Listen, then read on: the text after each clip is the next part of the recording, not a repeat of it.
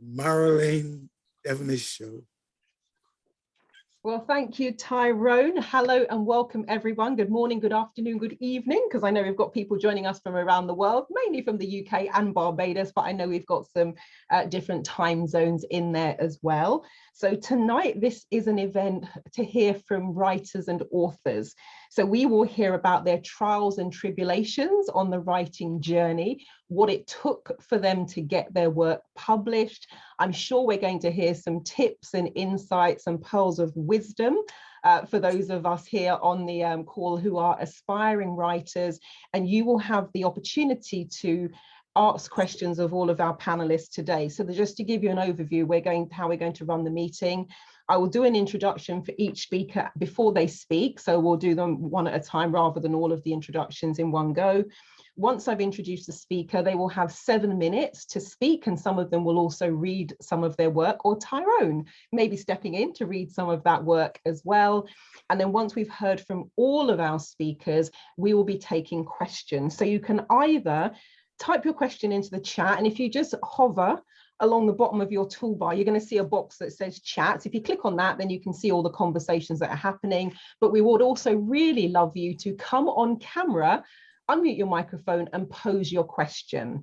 Now, if your question is for a specific author, then feel free to call them by name. And if not, what I will do with each of the questions, I'll see if each of the authors wants to contribute something to what it is that you are asking. So that's the way we're going to run the evening. For those of you I have never met before, my name is Marilyn Devonish. I've been a coach and therapist for the past 22 years. I've also been a specialist remote working consultant since 2003, and also teach accelerated learning. And one of my side strings to my bows is looking at what we call archetypal profiling and archetypal branding, which is the power of storytelling. So I am really, really fascinated by what the authors will share with us tonight. I love books. Those are real books behind me. So I think without further ado, and also one of the things I will say, I think most of you here have already done so, but if you are not speaking, then it'd be really good if you could mute your microphone, because this is being recorded. And also keep in mind that if you are coming on camera, you might want to, if you've got your curlers in your hair and you want to take those out before you start, please do so, because you'll be on camera. But if you could mute your microphone while people are speaking, that would be absolutely fantastic. And it means that we don't get any background noise. So let me just tell you who's with us tonight before we do the bios. We're going to be hearing from Kim Ramsay. Seriously, the criminology thing, I'm so fascinated to hear about that. We've got, seriously, when I tell you about these biographies, and when I was looking through them, I was like, wow. I know when I was growing up, people said Bajans are very intelligent and they love to learn. And that's definitely borne out by all of these biographies. We're going to hear from Kim Ramsay. We're going to hear from Dr. Lynda Ince-Greenaway. We're going to hear from Barbara Ann Chase. And we're also going to hear from Kandace Chimbiri. So I am really looking forward to it. So let me introduce our first speaker of the day. So here we go. Let me pull this up, make sure I get it all. So Kim Ramsay has been a criminologist for 20 years. She was trained at the Scarman Centre at the University of Leicester in the United Kingdom in clinical criminology. She's been employed at the Criminal Justice Research and Planning Unit as a senior research officer for the past 18 years. She conducts research on crime, criminal justice system to inform policy on crime. Some of her research has included a self-report study on youth crime and prisoners in Glenderry, sentencing in Barbados, juvenile delinquency, also looking at gangs in Barbados, and looking at things like the Royal Police Force. She's also worked on a study in job satisfaction in police officers in Barbados. She's assisted the regional security systems with a study on gangs in the Caribbean. She's sat on 2 technical oversight committees looking at drugs and crime for CARICOM. She's taught criminology at the University of West Indies, Cave Hill, for approximately 18 years. Her areas of research are deviant subcultures, re-entry, prison research and violence. And Ms. Ramsay has attended and participated in several regional and international conferences on crime and criminal justice as part of her work for the Criminal Justice Research and Planning Unit. She has published 4 books entitled Barbados's Most Wanted: Murders That Shocked Barbados, The Barbados Prison System, Chronicles of Incarceration, Death, Riots and Reformation, and more recently, Sex, Drugs and Murder: Unsolved Murders in Barbados. So we're not writing and working on different criminal justice projects. Kim likes to spend time in her garden or in the gym, and I can see why you would want a complete change to some of that, because that must be both interesting and really quite heavy work. So Kim, I will now hand over to you. And when you have about 2 minutes left, I'll just very gently, I hope, ring the bell, just so you know you've got 2 minutes to start rounding up your talk. But I will hand over to you, and your 7 minutes starts now. So please give a warm virtual welcome to Kim.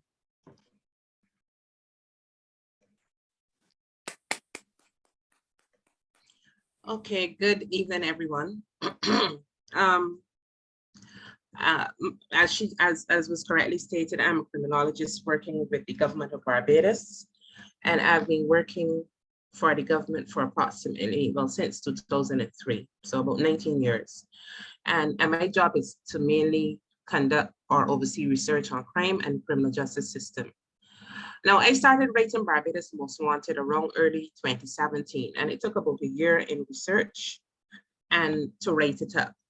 Many persons have asked me over the years, why a book on notorious criminals? And my response is often, why not? After all, they are a part of our history, and I wanted to leave a story for those of us who were too young or not even born yet to have remembered or barely heard of people like Dr. Rat, Sam Flays, Mark Young, Alfred Harding, Barry Japp, Woggy, and of course, Winston Hall, who everybody has heard about, and others. I enjoyed the experience, learned a lot, especially from retired police like the late Keith Whitaker, Douglas Agard, and those still among us like Rat Brown and others. And I would say I was pretty brave about it. I would get up on weekends and head out in the field to do interviews. Some Saturdays I would just say, you know, let me go down to Suriname and St. Joseph and talk to people who knew Winston Hall, his family, his uncle. One day I just turned up and I told him I'm writing a book about Winston Hall, and he told me to come in, and I sat and talked with him. Some people may think that's a bit too brave, but I did it. I came out unscathed, and I learned a lot, and I enjoyed the process. To this day, Barbados Most Wanted is my most popular book. It continues to sell 4 years later. I also wrote Murders That Shocked Barbados, and most recently, Sex, Drugs and Murder. They're about some horrific murders that occurred in Barbados over the past 50, 60, well, 80 years if you count 1933. There was the Haggett's murder in St. Andrew in 1933, where a man named Sion Hope went berserk and killed 5 persons and wounded 6. And he was hanged shortly after. There was also the Happy Court murders 50 years later, where Ernest Greenwich killed 3 of his neighbors for no apparent reason. And then the book also, Murders That Shocked Barbados, also covers the infamous Pele murder, which is still unsolved 44 years later. The Cane Field murders of the 1980s, the Lover's Lane murder at the National Stadium, which led to the last hanging in Barbados in 1984. And then we would have had the unsolved murder of Gillian Bain, Campus Trends murders, where the 6 young ladies were killed in the store in 2010, and much more. Sex, Drugs, and Murders is all about unsolved murders in Barbados, only unsolved murders, and that covers 10 cases from the 70s until more recently 2010. Now, the Chronicles of the Barbados Prison System, which is one of my favorite books. This is a little more academic, and it looks at a full history of our penal system from the days of slavery up to the burning of Glenderry, and then more recently the ushering in of the new prison guards. The book looks at former superintendents up to John Nurse, and it looks at the prison riots that happened in the prison over a time period, and including the one that caused the prison to burn. It looks at the culture of the prison system, escapes, deaths that happened within the prison, all kinds of things related to prison life. obviously the experiences of the prisoners themselves. It is a thick book, but it's a very interesting book if you're interested in history and if you're interested in reading about Barbados' own sole prison, which was around since 1835 until it was burnt in 2005. I'm currently working on 2 other books. One is on gangs in Barbados, gangs and gangsters. I'm looking at some of the gangs that we had in Barbados in the early 80s up to current, well, not really fully current, but how they've evolved into what we have now. Because what we had is that we had gangs that were basically one-man gangs or 2. And then you would have those men that used to, so it has evolved from cutlasses and knives and so on to the guns that we see nowadays. So what I'm doing is basically looking at how gangs have evolved in Barbados, and basically what are the similarities between the gangs and why a lot of people got involved in gang life, and what the old gangs of yesteryear have to say now about the gang culture in Barbados today. Because there are a lot of people that do not believe that we have gangs in Barbados, but my book will show you that we do indeed have gangs in Barbados. And then I'm also looking at chronicling cases of missing persons in Barbados. So we will be looking at persons that have gone missing over the years, whether at sea, whether on land.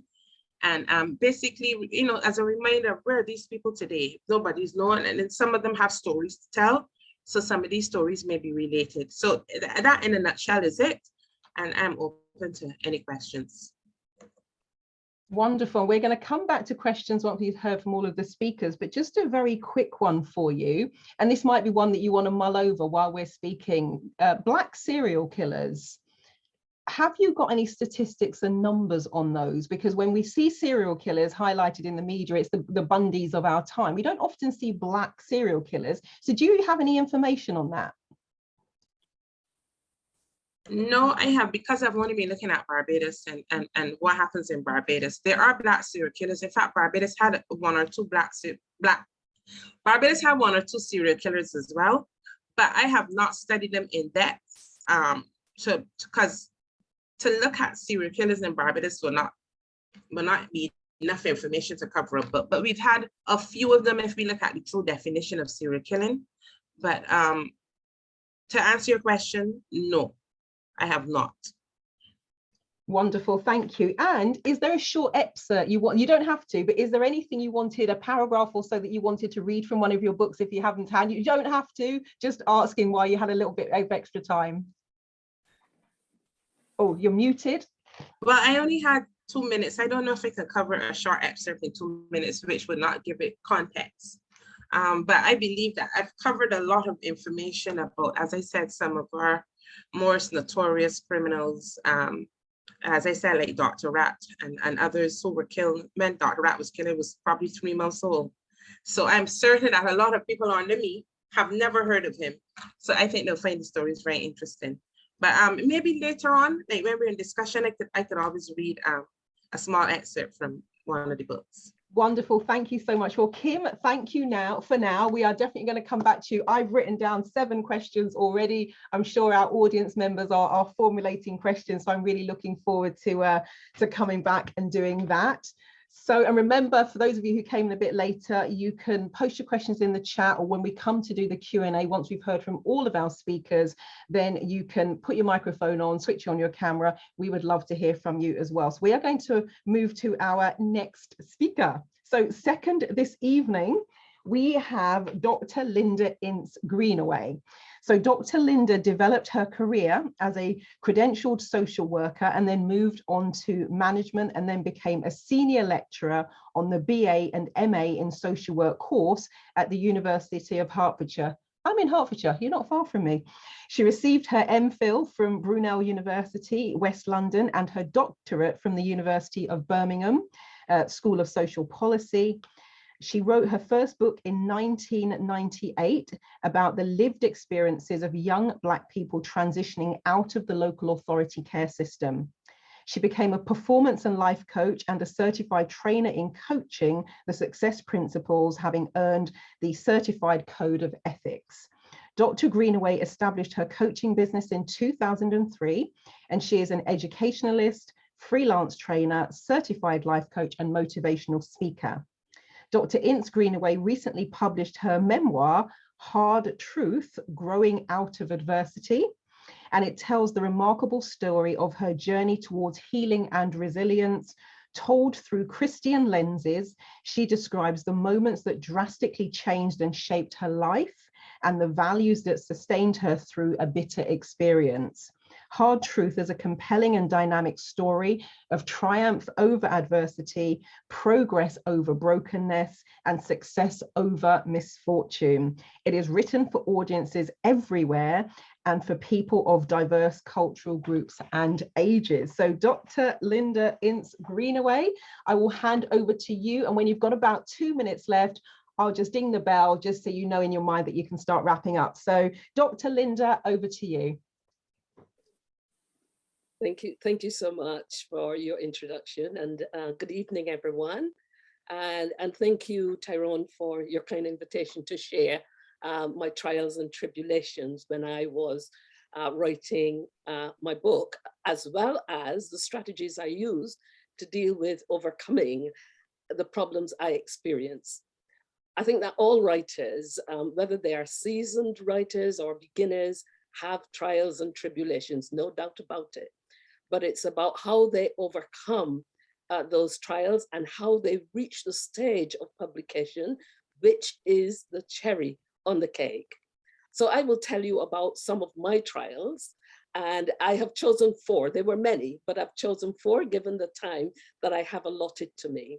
So the first and perhaps the most significant trial and tribulation I faced was emotional.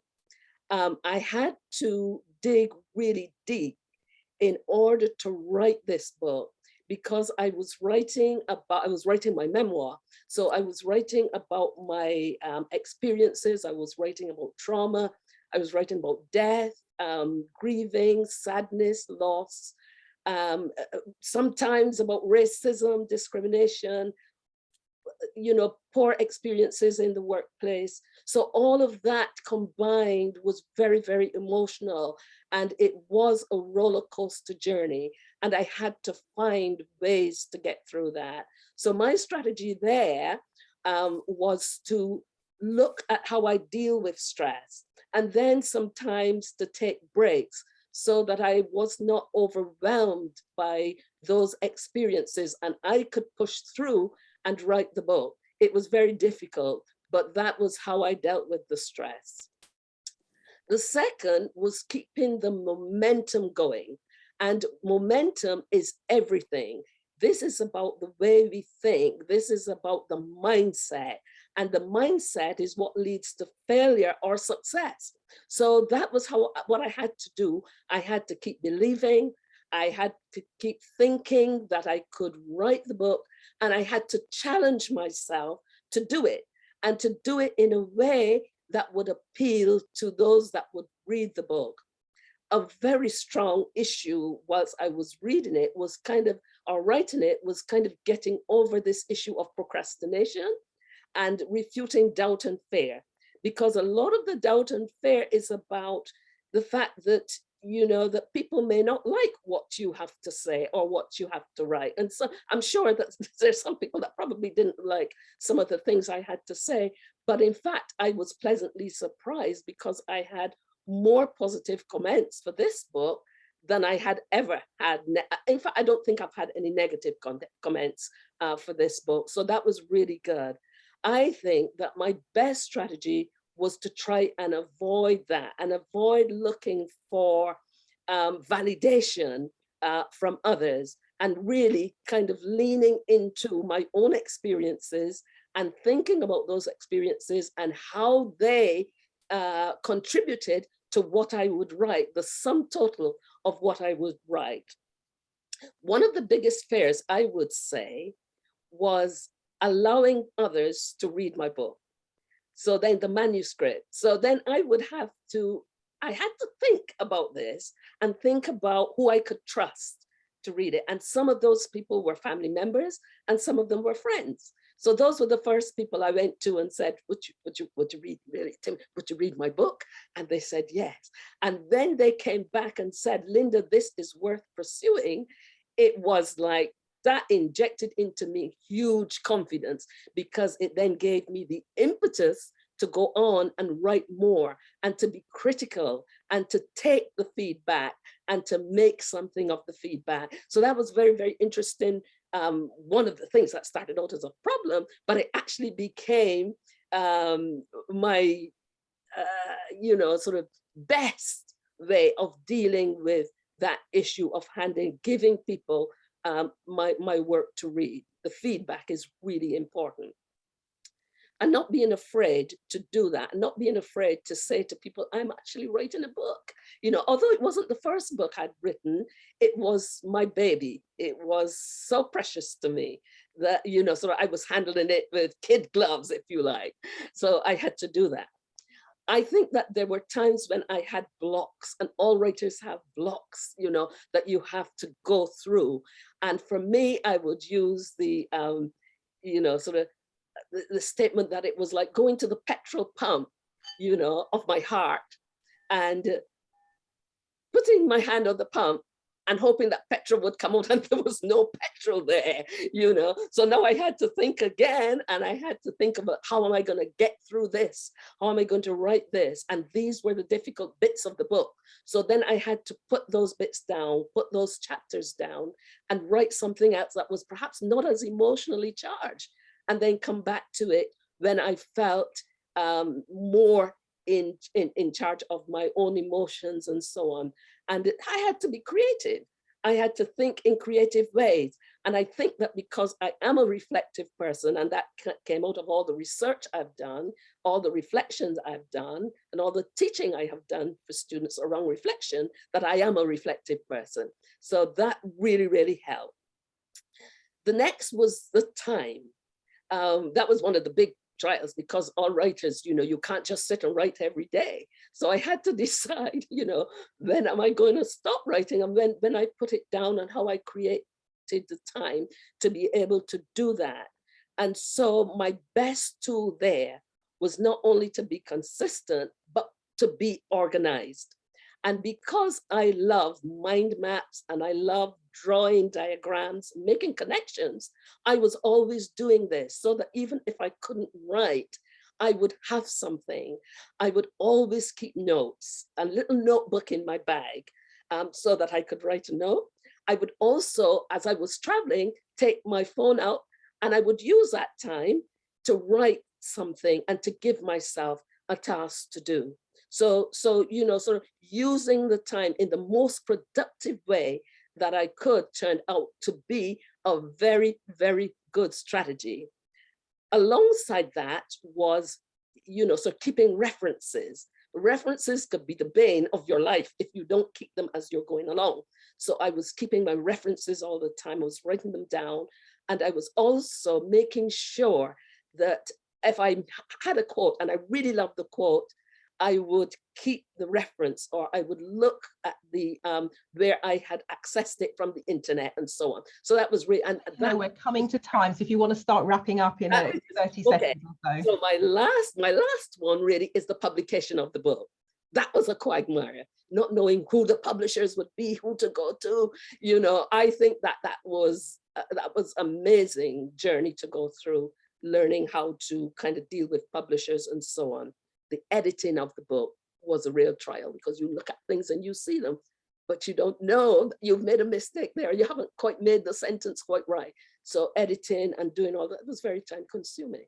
So ladies and gentlemen, if you would like to hear more about what is actually in the book, I didn't plan to read anything, but if you'd like to hear more, on the 13th of July, I hope to be at the High Commission presenting my book and signing. And if you would like to come, do look out for the advertisement either on Eventbrite or on other platforms where I'll advertise it. Thank you so much for listening. Thank you so much, Michelle. Oh, Dr. Lynda, that was absolutely wonderful. And thank you so much for the tips as well. Really, really valuable. I've written those down, and either myself or Bev will summarize those at the end. And thank you again for the 30th of July. Put that note in your diary. Do you have any idea what time that will be happening? It will be in the evening between 7:30, I think, and 9:30. 7:30, 9:30. Brilliant. 13th of July. For those of you in the UK, put that in your diary. And for anyone from the High Commission listening, maybe you want to live stream that. Just saying. Right. Thank you, Dr. Lynda. That was absolutely wonderful. So we are going to go on to our next speaker now. We have Barbara Ann Chase. So let me tell you about her work. So she used to work at the Cradle of Literacy, the National Library Service, formerly the Barbados Public Library.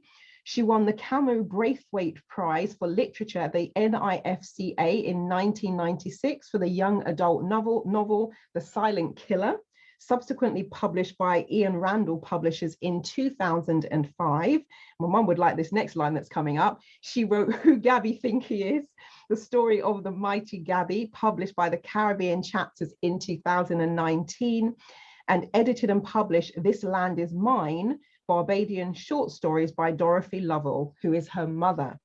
She likes to encourage and collect the work of local writers and did this officially for 16 years as the acquisitions librarian at the UWI at Cave Hill. So Barbara, over to you. And when you've got about 2 minutes left, I'll just ring the bell just so you know that you can start sort of wrapping it up. But really looking forward to hear what you've got to share with us. So Barbara, over to you.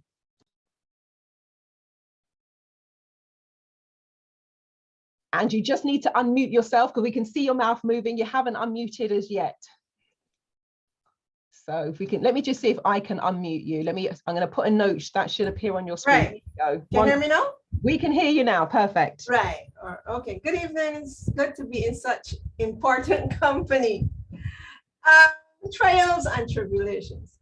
I think that statement is a bit negative for an activity that is so positive.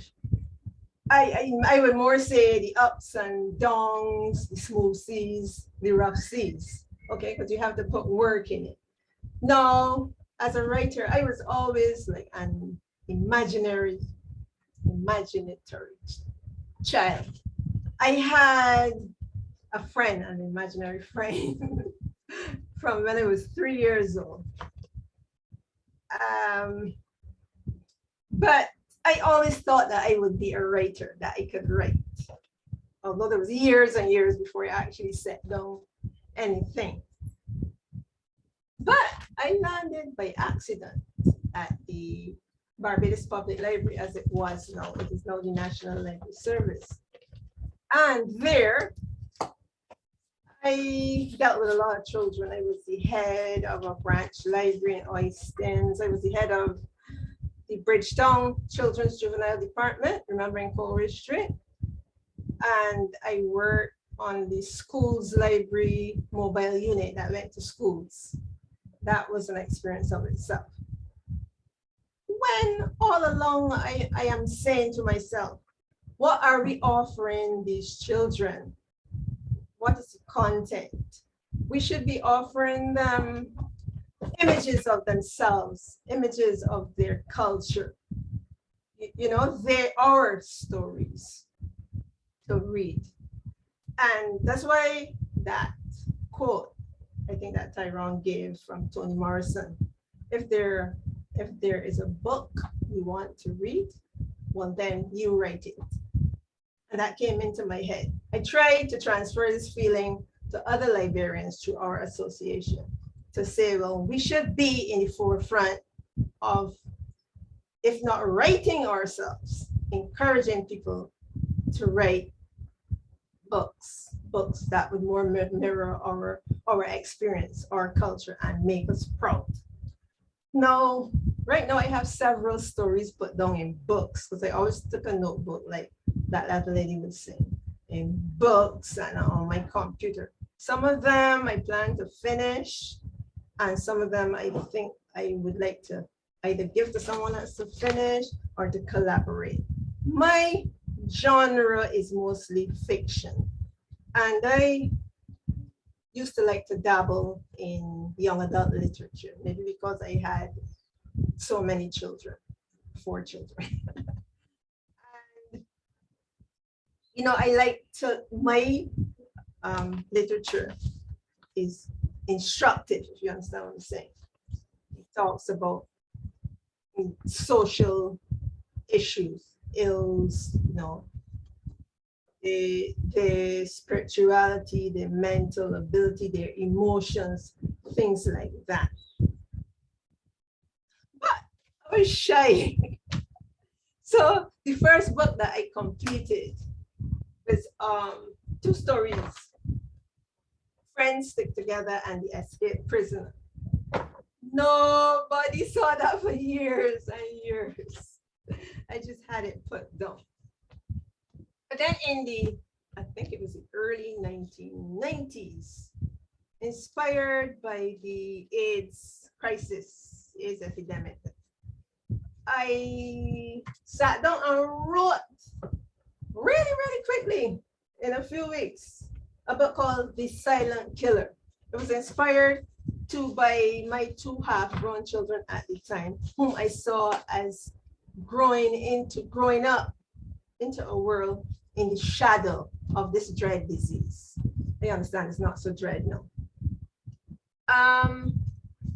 Test the waters. Here's what I did. I entered NIFTA. I'll see if they like it. To my surprise, I got the Gold Award and the Edward Cameron Graphic Award. Oh, so that spurred me on. And I started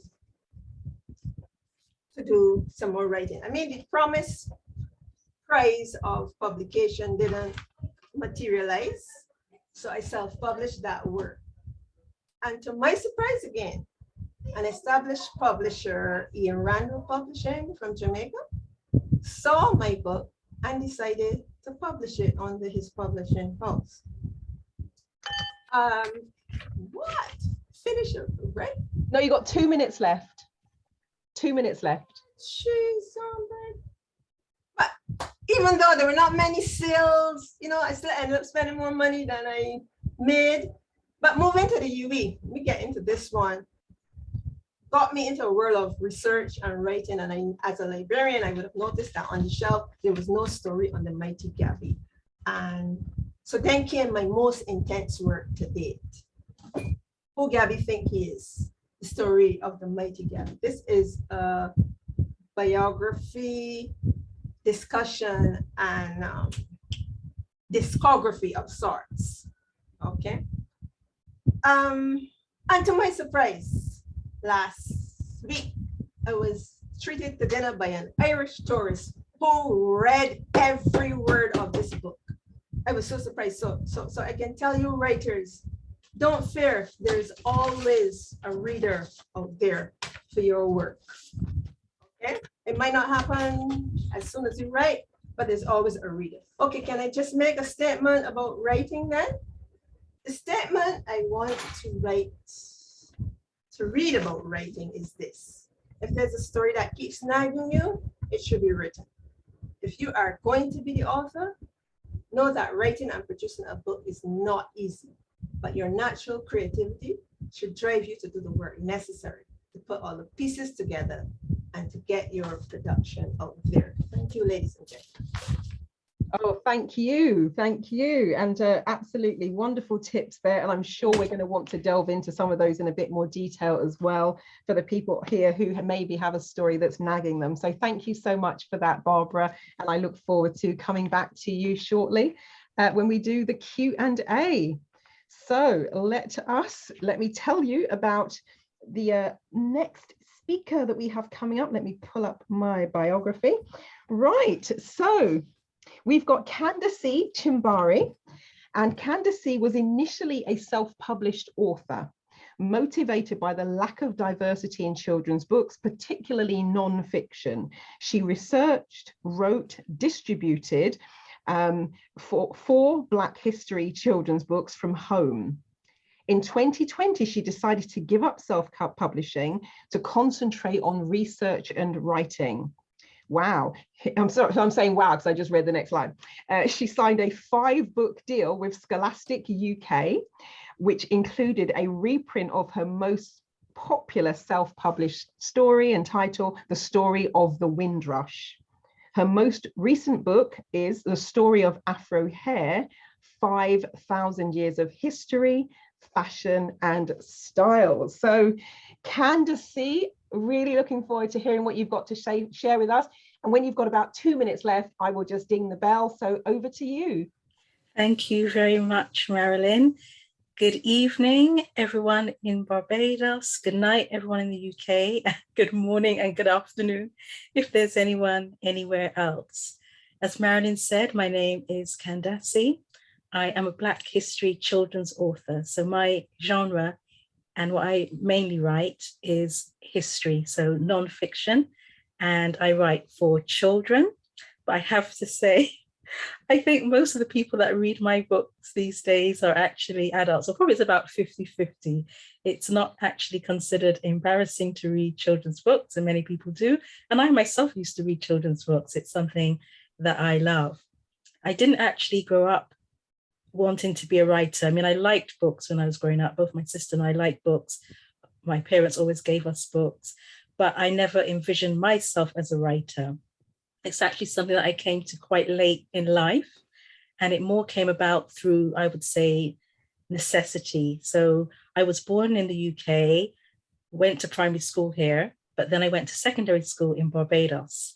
And when I was grown up, much, much older, I returned to the UK and just going about my ordinary life. I don't come from a history background. I don't work in the industry. I'm not an academic.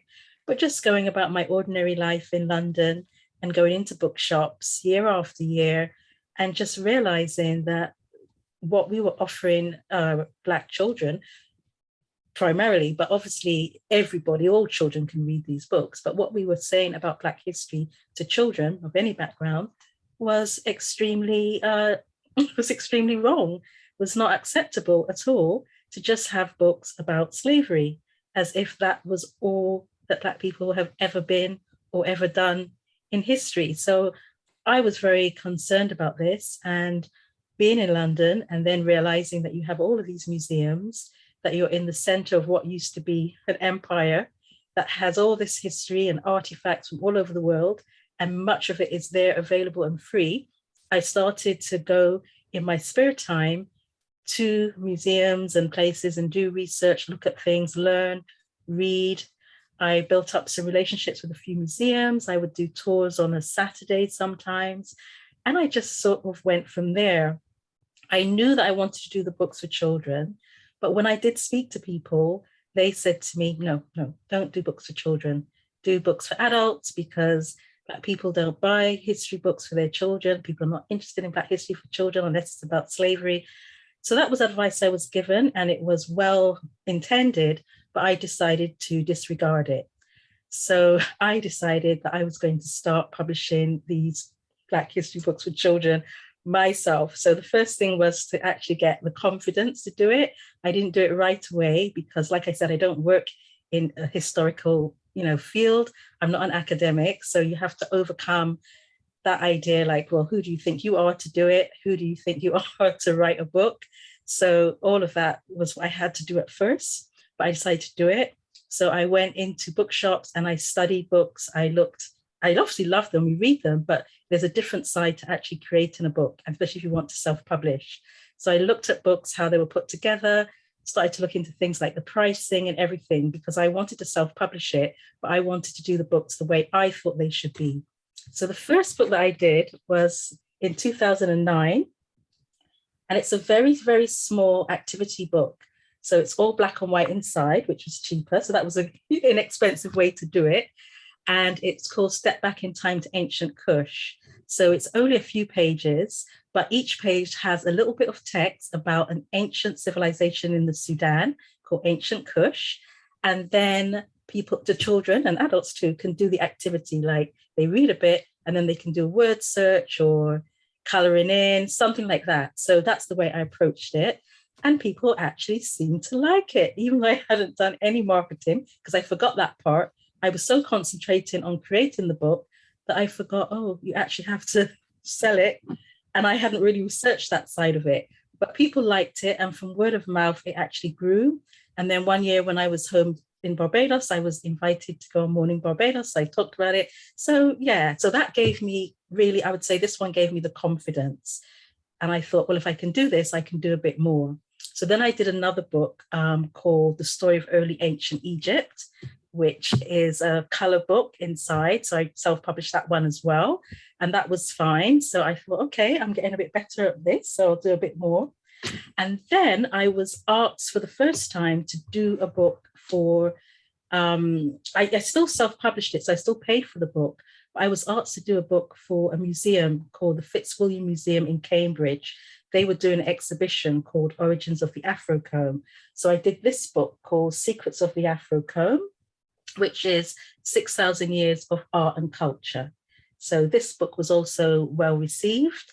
And I thought, okay, that's good. And then I had a few years where I wasn't doing any more books, because what I hadn't realized was that it is actually very, very difficult to publish a book yourself and distribute the book.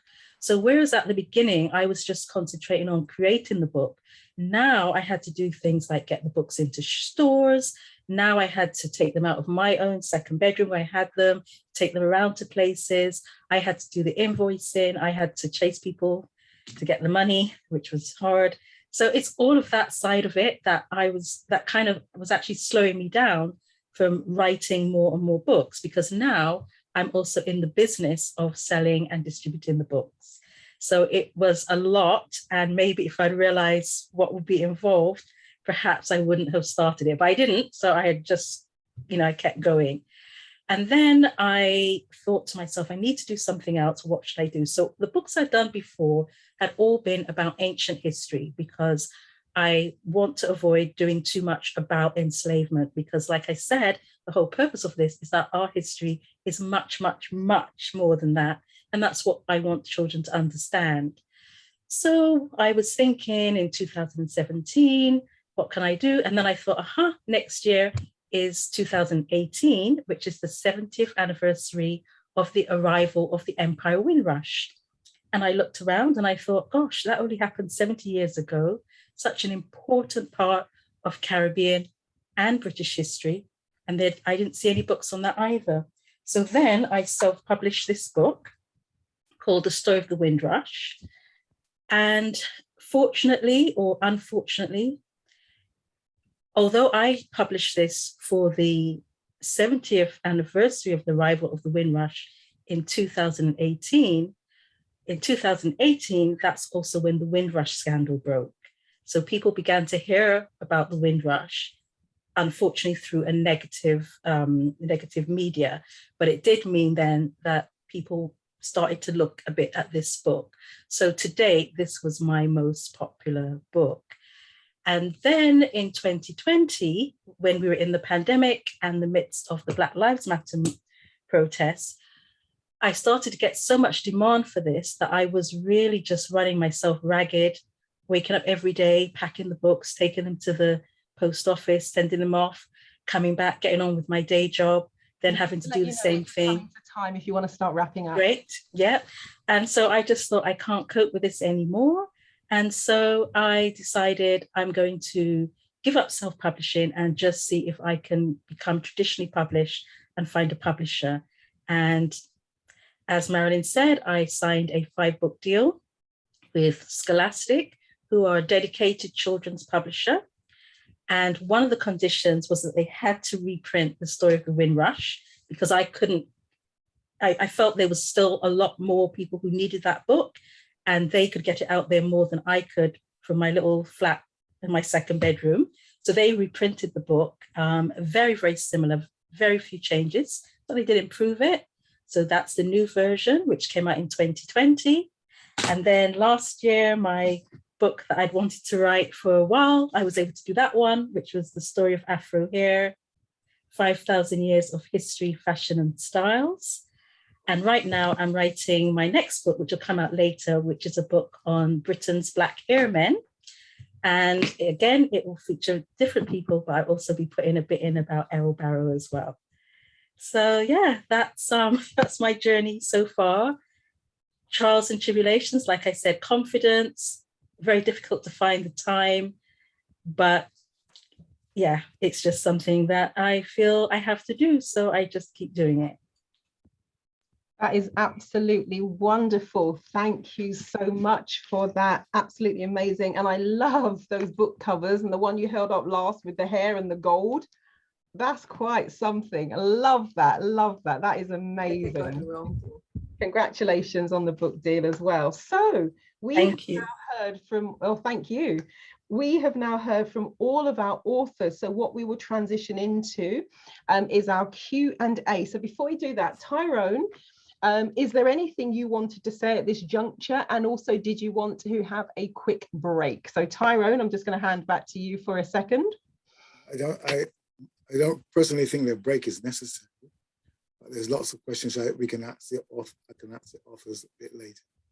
Let you go with it. Wonderful, thank you. So I'm just having a look in the chat. I can't see any questions in the chat at the moment. So with regards to questions, if you have questions for any of our authors, or if you've got a general question about the writing, the publishing, the creative side, whatever it might be, you can either put your question in the chat, or if you hover along the bottom of your screen, you're going to see something called reactions. It's, for me, it's the third in from the left, but I have got more icons than you, I believe.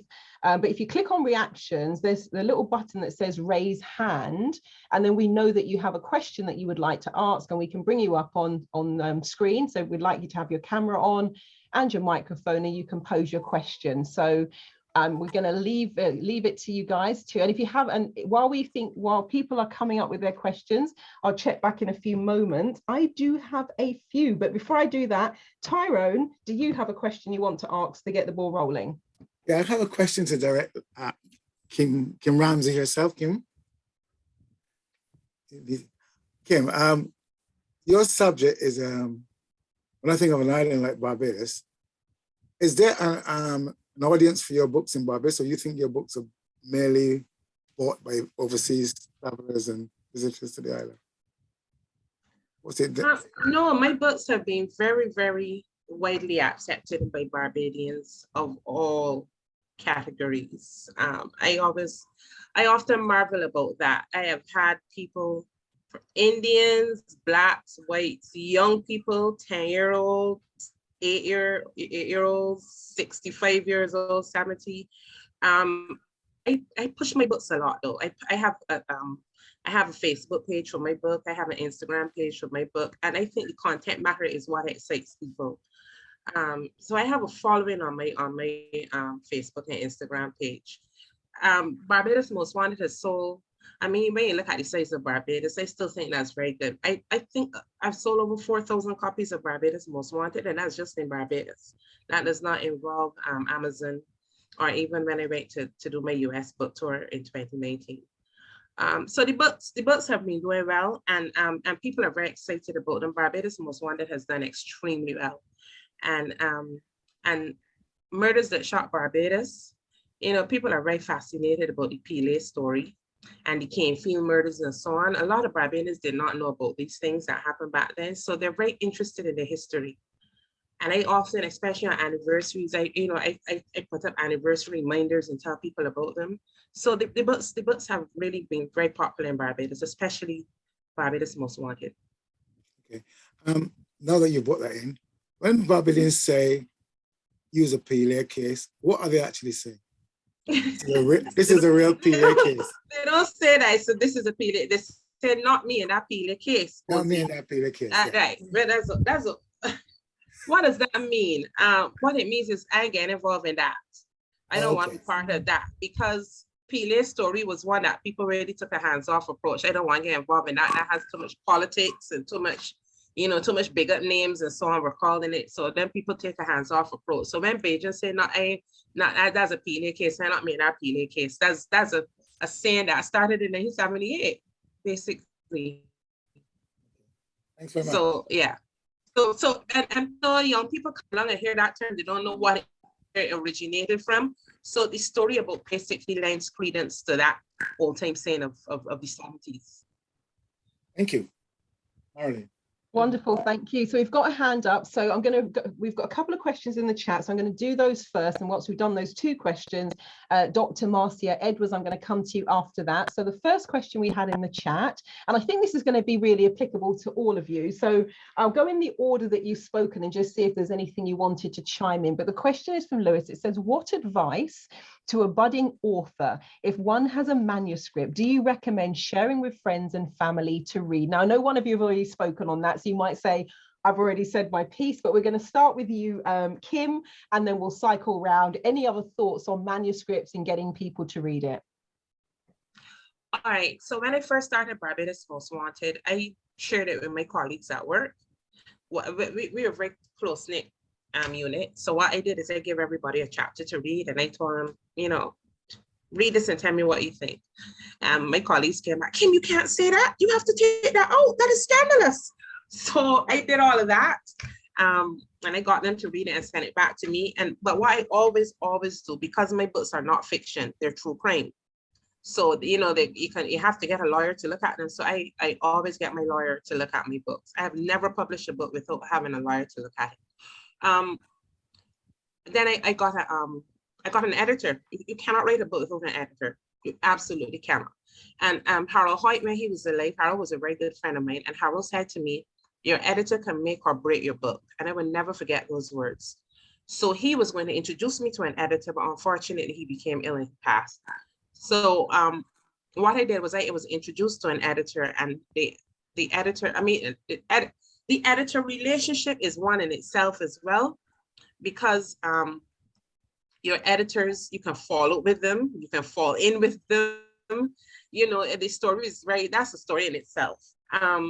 But my editor for Barbados Most Wanted, she basically made my book come alive. And she said to me when I was writing it, she said, Kim, this is going to be a bestseller. I will never forget her for saying that. We sat on many nights. She lived in St. George. The nights were cold. We were in her patio. I had to wear a sweater. It's like, why am I wearing a sweater in Barbados? But it was a journey. And I keep telling people the book, the script was finished, but putting it into a book is another experience in itself. So that was very, very intriguing. And she basically we sat down for weekends upon weekends, and we went through word for word in each chapter. And she made that Winston Hall story jump. Because I remember one part of it where she says he was the most something, and then she put ever. And that was, I said, this statement that is it. And she said, Kim, this book will do well. And that was in 2018. And 4 years later, her words are still run true. But back to the original statement, you have to get an editor and somebody who make your book sell. You are the editor, but then there are people who bring life to the story. And when I wrote Sex, Drugs, and Murder, which is my last book, I wrote it, I was like, But I wrote it sounding like a detective. You know, I basically, like, I read what the police said, and I talked to people who were family to the victims, some of them.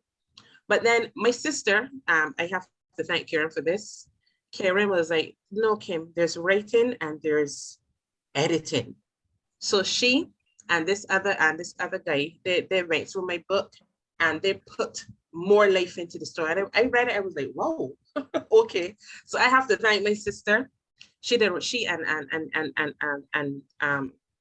Mark, they did a really, really good job editing, and I will recommend them to anybody, because what they did was they even though the books were about murders, you don't just want to write about the murder. So what we tried to do was give character to the victims, even though in some cases you don't really know much about the victims, because at the end of the day, there's a victimology, but then you have to make the victim sound more, you have to give the victim more life. And Tyrone is holding up the book now there for those who are wanting to see the cover. Yes, that's Barbados Most Wanted. And that covers 11. I expect to get this autographed at a little bit of BIM. No problem. Barbados Most Wanted covers 11 of Barbados' most notorious criminals. As I said when I did the introduction, it starts from Dr. Rack, who was killed in 1972 when it was in Pampers. and then we go right up to Winston Hall. No, we go up to the most notorious, the last one, which was Woggy and Barry Jack. and they were on the run in the 90s, and as somebody just this week told me, they were the ones that moved it from cutlass and Collins and knives to guns.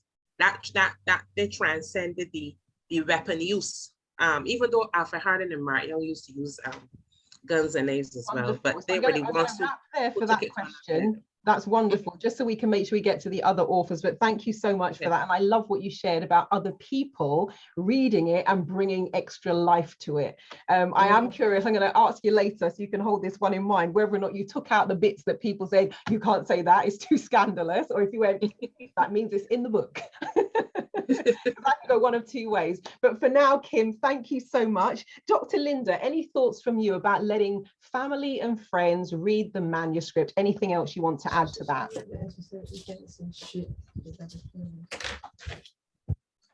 Lynda. Unmute, honey. I think that, well, that was exactly what I did. Although it was scary, it's always scary to give your work to other people. But I gave it, first of all, to my son to read. And when he told me, Mom, when I read it, I cried. I felt that it was, that was it. For me, that was it when he said that. And then to my sister, a couple of my sisters read it. And then a friend had said to me, look, Lynda, I'm willing to read it. But I didn't want to give it to her. It took me a long time to actually kind of gather the confidence and the courage to give it to her. But when I did, she said yes. She was the one that said yes, go for this. So I think that there's a lot of value in giving people your work to read, but I think you have to trust them and you have to be able to accept the feedback that they give. Some of it you might throw out. You may say, no, that's not good feedback, or I want to keep this aspect of my book because it's really important. And I think you have to make the decision about that. But definitely asking people to read it is helpful. The other person that you need, I agree with what Kim just said, is your editor, the person who reads the book for you and and helps you to kind of look at maybe things that you haven't seen and help you to see, and as I said before, to help you to even see maybe the errors that you have written because you sat staring at that manuscript on your computer and your eyes just got kind of wonky.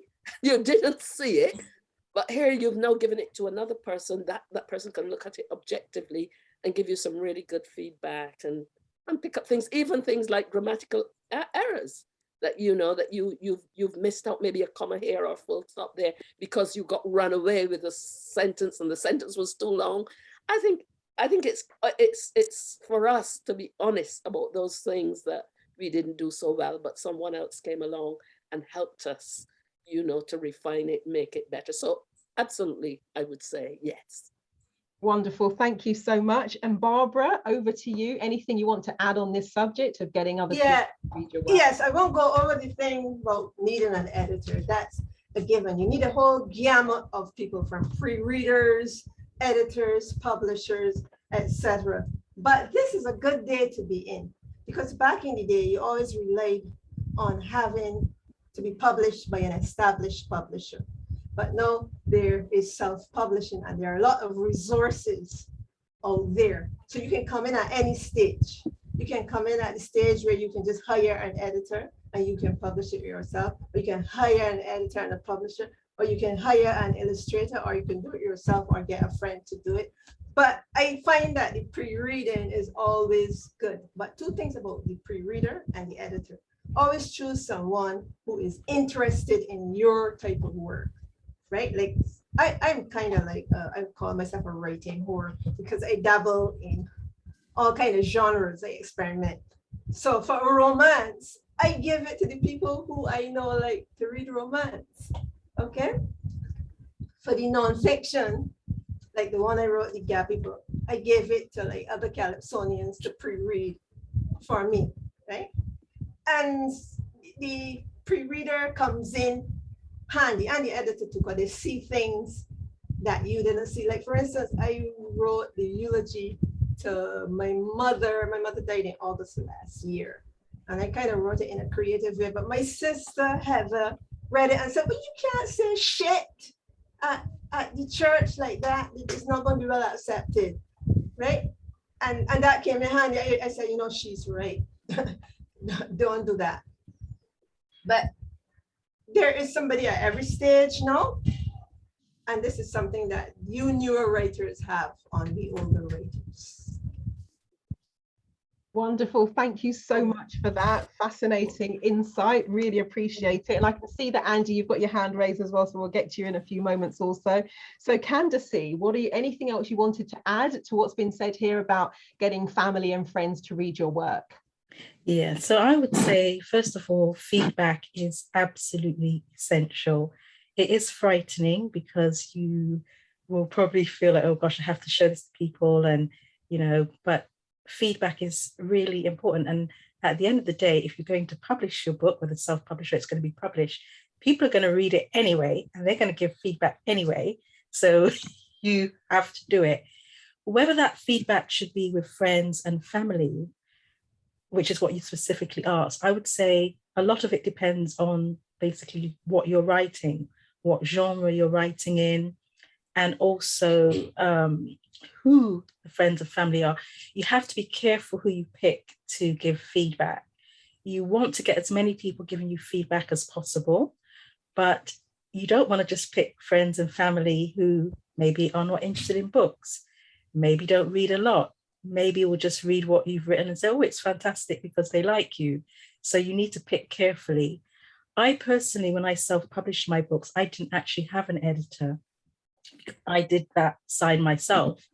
I did have people that I paid to do things like the layout and the illustration. So it does depend on the genre that you're writing in. But that's why I needed to be very, very careful in who I chose to give feedback. So I obviously, the type of thing I'm writing, I also needed to find people who actually knew about these topics as well, who could pick up on errors and things like that. So yes, feedback definitely includes some of your friends and family, for sure.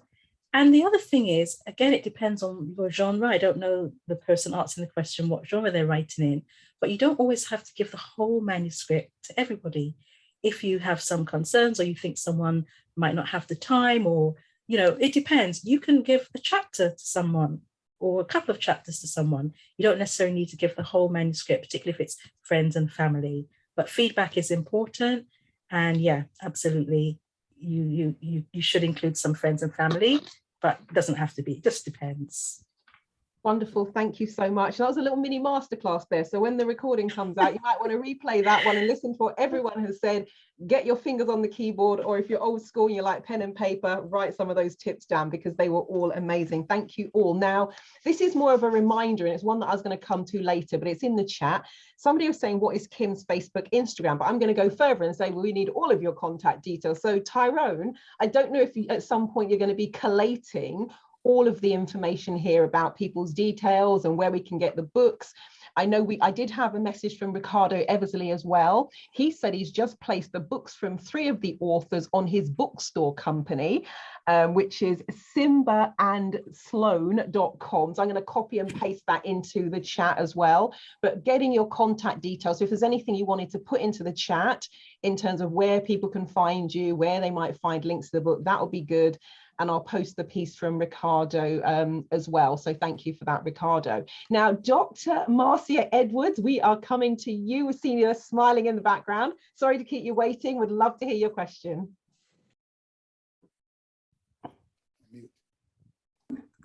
Okay, welcome to everyone. And I am Marcia Edwards, sister of Dr. Beverly Gorey, and calling from the US. And I didn't have a specific question, but I'm an up and coming new author, really. And I have learned so much from everyone. And for Kim Ramsay on criminology, very, very interesting indeed. I like the way how you started with the history and going all the way back to those early crimes in Barbados. And now you're making it very relevant today as far as gangs in Barbados, and looking at the transition from the cutlass now to the guns. So this is very, very interesting reading and great history. Thank you for that. On Chase, Barbara Ann Chase, I was also inspired, in fact, that little note that you said about don't fear. I might not be quoting it correctly. You said, don't fear that there's always a reader for your book, as it were. I guess you meant that. But that, again, was very inspiring to me as a new writer, because sometimes you think, I am in the process of doing a professional book, but I also have some personal areas that I want to write about. And just a feeling, will somebody like this book? That really is interesting. And for Kandace, again, that was great for you writing for children, because I remember the days that I came on and we did so much British history and nothing about, I know they're doing the Caribbean history now in the schools, but in our day, we just had so much British history till it was coming out of our ears and nothing about ourselves. So that's, again, very good. And for Dr. Greenaway, on the hard truth, very exciting to hear some of your tips on that, especially if you're doing something that is going to be very emotional for you as you're writing, taking that break, coming back to it, and also taking pen and paper with you, as it were. I tend to do that already, so that I'm jotting down notes and putting together some things, but you really solidify some of the ideas that I've had. So I've learned immense amount of contribution I had from everyone. So thanks. Thank you all very much. Well, thank you, Dr. Marcia. Congratulations on the forthcoming book. Really look forward to hearing from that. And I think in my head, I'm like, Tyrone, your work is done. Because for you just to come and say you've been inspired, you've picked up some wonderful tips, it's helping you on your journey. For me, that feels like it will be the real purpose of what much of this was about. So thank you so much for that wonderful summary. Thank you. Absolutely wonderful. Sir Andy Crick, lovely to see you. Over to you. What is your question or the comment that you wanted to share? Yeah. Can you hear me? Yes, we can hear you. Oh, lovely. Okay. Good evening, all. I just want to say thanks to all the authors here today for all the information, all the tips. It's just got my head kind of spinning and buzzing. Can I actually write a book? I'll think about that some more. But thank you very much. And to Kim Ramsay, I heard about your book a couple of years ago. The one, I've got it here on Amazon to hit the button. The Barbados Most Wanted. And I'm not borrowing your copy, Tyrone. I'm not borrowing your copy. So yeah, and it just got up my head, and I keep saying, yeah, that I must get that book. So I'm happy that it's fresh in my head now. I've actually got it on Amazon to hit the button, but is it sold, and where is it sold in Barbados? Is it Keir Shepherd I can get it from, Kim? First of all, I don't know if Tyrone told you that I'm going to be coming to the UK and on Saturday, actually. I'm going to be in the UK on Saturday because I'm coming to a little bit of BIM. So I'll be there and I'll be selling my books at, okay. a little bit in Staffordshire, right? Tyrone, it's Staffordshire? It is. Burton-on-Trent in Staffordshire. Okay, right. So that is I'll be right. I'll be there. Right. But in Barbados, the books are sold at all the major bookstores. Okay. And you can also get them from me. Directly. Right. I will get my signed copy on Saturday from you. Okay. It's the 7th. I think you meant Sunday. Oh, Sunday. Is it? Yes, at a little bit of them in Staffordshire. Right. Yeah, I'll be there. Right. I'll be there. Yeah. Thank you very much. You're welcome. Thanks. I have no other questions. Wonderful, thank you so much. And actually, that's a question that often comes up in terms of, because I've got some friends who have self-published their books, others of them who've got a publisher, and I often say to them, where would you prefer me to get my copy? And they will then say, oh, it doesn't matter, get it from Amazon or get it from here or get it from there. So I'd say it's a very valid question, definitely, in terms of where do you prefer, but it's lovely that people can meet you in the UK and get a signed copy. So that I'm sure, I've seen the email already, but I'm sure Tyrone will be sending that out again with a with a reminder. Now we have a question, and this is again probably going to be for all of you. So we're going to start with Kim, then we'll go to Dr. Lynda, Barbara, and Kandace. It says, on a practical side of things, how do you transition from manuscript to publishing? What lies in between? So we've got a little flavor of the journey thus far. Maybe a little bit different for all of you, depending on how you publish. But Kim, starting with you, any thoughts on that one? What's in between that manuscript to publishing? It's a question that I get often. The hard work begins when you finish writing. That's the truth. When you finish writing, and then the journey begins. First of all, as I said earlier, you need somebody to be honest with you and to go through each chapter and say, okay, this is the situation. Don't say this, write it this way. Remember, you're moving from you as the author to writing for an audience. And that's where it gets to place. So as I said, you have to get an editor, start yourself up with a good editor. And then the editor goes through chapter and verse, which can run from 3 months to 6 months. Good editing can take you 3 to 6 months, depending on how thick the book is and what is involved. And that's how I do it. So I do editing. When the editing is complete, I send it to a lawyer. But with my last book, because I try to improve on each book in terms of the editing, so I had 2 editors for my last book. So when one editor finished a chapter, I send it to the other editor. No, that's where it gets timed, because then editors get busy, and they sit down on your stuff and you're like, and then when they're finished, then they send it back to you. And the experience I've always had is that even after they have edited my book, sometimes I don't like what they say. Most times I agree, but 10% I don't. So at the end of the day, you as the author, you have the final say. So there's some things that are written that you're like, nah, I'm not putting that, or I'm not changing it to this. And then there's some things you go, yeah, I agree. So that's the journey with editing. After editing, I send it to an attorney. The attorney is not interested in the editing part of it. She's interested in, can this cause you to get sued, or, are you defaming anyone? The interesting thing about my books is that most of my books are about people that are dead. And I have a friend who's a judge. I call him, I said, can you defame the dead? He said, no, you cannot. So I learned that in my journey, you cannot defame dead people. So that's something of interest to note. So my attorney went through it. She signed off on it. And then you go to the person who lays out your book, which is like a graphic artist. And they now put the book in a format for a book style.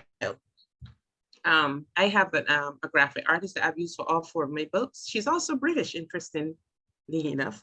She's Barbadian British, but she lives here in Barbados. And she can spend 3 to 4 weeks just editing, just laying it out in a book format. And then when that is complete, she sends the file. Now I use Cot Printery in Barbados. They're very good, but they're pricey. A lot of people prefer to publish on Amazon. But the thing about Amazon is that when you publish on Amazon, you have to get the book sent into Barbados, which is also a cost. So either way, you have to spend money. If you do it here in Barbados, there's no shipping fee or anything like that. But once you go to Amazon, you have to pay to bring it in, or you have to go and get it yourself. I know authors who have gone and sent them to an American address, and they go and collect the books and bring them home. The problem with that is if you're printing a lot of books, that's going to be heavy and it's going to be problematic. I know people who brought home 30 books, 40 books. That's fine. You can put those in a suitcase and bring them home. But in my case, I print like 1,000 books at one time. So that's not practical for me. So that is the stages. Editor, 2 editors, an attorney, and then you send it to be formatted, and then you send it to the printer. And the printer will give you a dry run. They print it in a book form, take to go through it, make sure there are no mistakes, and then you get the copy to sign off on. What I will tell you though, to all of you, there's no such thing as a perfect book. I have realized that in all 4 of my books, when you think that you have everything covered and you've made no mistakes, you open the book and you find, an editor told me once, if you find two errors, you have done a perfect book. But there's no such book that is a perfect book, because you can see something is missing a comma, a pull-up. So yeah. Brilliant. Thank you. Dr. Lynda, anything you might add to your journey? Is it slightly different in terms of how you go from manuscript to publishing and the in-between stage? Yeah, I think it's a journey. So you have to begin with the idea. So having the idea in itself is not enough, but it's an idea. And so you start with that and you start to write. And when you start to write, then you have to do some research. You can't just write. So there's a lot of reading. This is the in-between stage, a lot of reading around what you're writing, a lot of research, which helps to kind of validate what you're writing. And also then once you've written the book, you've got the manuscript, this is the hard bit, I think. I think it's really working with finding the publisher first, the publisher that is right for your book, and then working with them because they're going to be sending you lots of, copies to read. And then they might say, well, you only have 1 or 2 chances to make your corrections. And that's the hard bit in there, because you've got to make sure that you get at those errors if you've got them in there. And that's why I agree with what has just been said.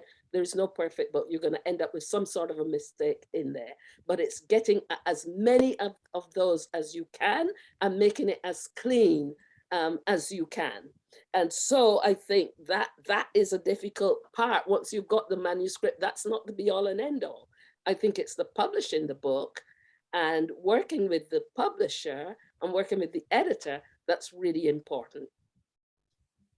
Wonderful, thank you so much. And Barbara, anything else you wanted to add into some of those maybe unseen and not thought about in between stages? Yeah, I'm sorry that you didn't start from the conception of the book. And I kind of wanted to get this in, that you conceive of the book. Yeah, and that's then what I'm saying. You do a plot, a short plot to say what's happened in the beginning, the middle, and the end. And then from there you work out chapters. But once you have had your manuscript done, you go through all those processes like editing, publishing, blah, blah, blah, blah, blah, blah. And like I said today, you can enter the process at any stage. But with me, what I do, I let it rest. Like, like how you put down the bread to rice. So that you can think through things, ideas and words, and then you come back to it. Even after and sometimes you come back to it and you say, no, I don't like this, or this one's changing around, this one going up there, and this one going down there. And even with the editing, like someone was saying, after the editor sends it back to you, and when you look, there are some things that she didn't understand that you wanted to say, right? And then you have to discuss that, you see? And then you have to read it again. I'm telling you that when you get to the end of this book, the last reading, you are damn tired of it, right? And you don't want to see it. That's the beauty of resting it for a few days, for a few weeks, a few months. But of course, it depends on your timeline. Okay, but I want to disagree with Kim about Amazon. I found Amazon to be very relaxing. I got someone who knew about doing ebooks, and she arranged it for that, and we put the ebook and the textbook on and the textual book on Amazon. And then you the author can buy back books at author price. But maybe she sells a lot more books than I do so. But I find Amazon to be fairly good where that is concerned. Anything else? I do have my books on Amazon, but I'm just saying in terms of bringing them back to Barbados, it can be a bit expensive. I didn't find that at all. I bought my book for $2 something US. This book here. Oh, can I put a plug for this book quickly? This is my mother's book of short stories. It's called This Land Is Mine, Barbadian Short Stories. It was edited by myself. In her last days of life, she had Alzheimer's, and I used that kind of feel close to her. No, I edited it, but then I got someone to edit behind me, and that person still picked up mistakes. You see? Anyhow, buy that book. Please. Barbara Ann Chase will be at a little bit of BIM as well. Sunday, the 5th of June, pertinent track. Wonderful, thank you. And Kandace, anything you wanted to add, particularly from a self-publishing point of view that maybe we haven't thought of yet about that journey between manuscript and publishing? Yeah, my experiences are a little bit different, and because obviously I do a different genre. I'm writing, children's books, so there's obviously lots of illustrations and photos in the book, so it's slightly different. And obviously I've self-published and been traditionally published. I've had both experiences, so it really does depend. With self-publishing, between manuscript and published book, obviously the first stage was the feedback, then going back and revising. Like I said, I didn't have an editor specifically, but what you can do is have a fact checker. So you can have someone who can help go through, and that's why, again, as I was saying, who you choose for feedback can also be really important. If your book is a non-fiction book, you want someone who can actually go through and pick up, things like that. So my process was a bit different, I think, because of the type of books that I did. Now that I'm being traditionally, and then obviously I would do work with an illustrator who I would find online, just look online and get illustrators. And then once I've got all of that, then a layout person. But because the way that I self-published, I already, when I started, even when I'm writing that manuscript, I already have an idea, a picture in my mind of what the end book is going to look like, because I costed it myself and everything. So I already knew how many pages and so on. So my self-publishing experience is a little bit different. Now that I'm being traditionally published, obviously the publishing house take care of all of that. You just write your manuscript, it goes to them, an editor at the publishing company then comes back to you, they do all of that. But something that they're also doing now, which is quite interesting, and particularly for children's books, is what is known as sensitivity reading. And my sister actually was doing this for me informally anyway, because she's very good at doing that. And she was doing that at the self-publishing stage. But now I'm being traditionally published. And they're very, very keen on that now, because, the world that we're in now, especially with children's books, you do have to be careful about the way that you word things that you say. So a lot of the publishing you will now need a sensitivity read to make sure you're not using offensive terms, outdated terms, saying things that you can't say nowadays. Yeah. Wonderful. Thank you so much for that. And again, another little mini masterclass. Now, Ursula, we are going to come to you. You've had your hand raised. You've been waiting very patiently. So what is your question? And is it directed to someone in specific or just general? Over to you. Hi, everyone. Ursula Barzi here. I sort of hopped on this because I'll be visiting Barbados, hopefully the end of next month. I have a blog that's focused on the Caribbean. I primarily write about Caribbean travel. So when I saw this, I was like, oh, this might be interesting. One comment I would just say before I ask my question is that it's evident from listening to all of the authors that you all are doing a lot of work. However, when I did a quick Google on each of your names, sometimes I had to get to the second, third, fourth page to find your author stuff.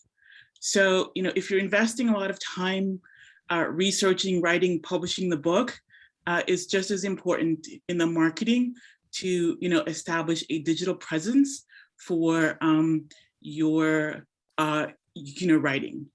And that, what I mean by that is having your own website, and failing that, establishing a presence on social medias like Facebook, Instagram, etc. Right. So that's my comment. My question, I have a question for Kim. I'm curious to know whether or not you're in talks to have your working option for TV. I could definitely see your, Barbados Most Wanted being turned into a, Netflix, special. So is that on the horizon? If not, you definitely need to be working on that. And for the room in general, historical fiction is something that I'm quite, interested in. I recently read a book by, Vanessa Riley called, Island Queen. And it's about this woman from, Montserrat who went around the Caribbean, and she was known as the Queen of the, Caribbean. And I think this is like a missed, opportunity for us in the region, is that we're not telling our own stories, and so other people are, and there is huge, demand for this type of content. So if I would really encourage that if you're not already doing this, to consider write more historical fiction, not just about crime, but whatever the topic is. There's lots of great stories that I'm sure could come out of Barbados. I mean, you guys were the, original, or one of the original colonies. So we've done some great things. And when I Google, yes, there are a few books that I find that pop up, but I want to read the fun stuff, and I want it wrapped around, some history. And so it's definitely an opportunity. But yeah, Kim, I'm curious, with your stuff for TV. There's been discussions. I'm trying to get investors who are interested in investing in a Buddy Braffett story, a Winston Hall story. There, as I said, there are 11 chapters, and everybody has their own story in Barbados Most Wanted. So everybody's asking me that question. There is the interest, but funding is the problem. So I'm looking for persons who can fund a movie, because I already have persons who are ready to film it, produce it, because we have the talent here in Barbados, but and then COVID just made everything go like this. So the interest is there, the money a little bit difficult, but we're still looking. Wonderful, thank you. And thank you also for the point, Ursula, about the digital presence, the social media presence, definitely very, very important for sure. Now, Dr. Marcia, before I go to the final few questions we've got in the chat, is your hand raised from before, or did you have another point you wanted to make? I'm just going to press for you to unmute there. Let me just see. There we go, yes. Did you have another question, or was that your hand raised from before? From before. Okay, great. Thank you. That's great. Wonderful. So let me just hear. Okay, so great question. Now, Beverly, you've put it in the chat. Do you want to pose this question yourself, or do you want me to read it on your behalf? If you want to pose it yourself, you can unmute and pose what is a great question, and one that I'm sure many people are thinking about. I'll give a few seconds for that, and if not, I shall read it out. Yes. Yes, hello. I just wanted to ask about making the transition from writing academic papers and stuff like that to writing maybe a steamy novel or something like that, or other work of fiction. What does the panel think about that? Or if you've had any experience along those lines. Wonderful, thank you. So Kandace, let's start with you this time round. Any thoughts about moving from academic to fiction? Steamy fiction. Steamy fiction, sorry, steamy fiction. Well, I won't be writing steamy fictions for children aged 5 to 8. So not in my case. Well, obviously my books are mainly history, and I think fiction is more popular, but I think that non-fiction is really important. So that's more what I do. I have actually done, though, having said that, I did actually write a storybook for children, an early reader, called The Gingerbread Man. It's sort of the traditional tale, but with a Caribbean twist that involves a gutter perk.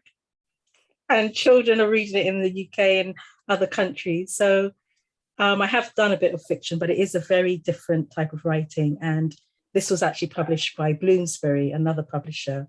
And so I do dabble a little bit in a bit of fiction, but my main, I really feel that the children need a lot more of now, because there are not so many other people doing it, is the Black history. So yeah, so I'll let someone else talk more about that. Wonderful, thank you so much. Barbara, anything you wanted to say about how you might adjust your style and your approach with different types of writing? Yes, I mean, you could have channels in your head. And for me, I came from writing fiction to academic writing because I was working at public library before. Okay, and but fiction is not easy genre, because fiction, you have to attach it to reality. So you still have to do a lot of research and things to set it in a time and place. But for the academia, of course, you have to do a lot of reading in that direction and stick very close to your topic and do pointed research. In sense, like if you're doing a PhD, it's a very narrow area and you do the research, but you do research in fiction writing too. So I don't think it's hard if you really want to do it. And yes, I have written steamy writing, Tyrone, but I was doing it all the while I was doing the academic writing. I was doing that to relax. That's all I have to say. Yeah, but that's where the money, isn't that, to all the writers, isn't that where the money really is in that kind of genre of writing? The money can be in all different places. It just depends sometimes, but if it doesn't sell, maybe if it's like, I don't know, that whatever shades of gray, yeah, that did well, didn't it? That's a crap book though.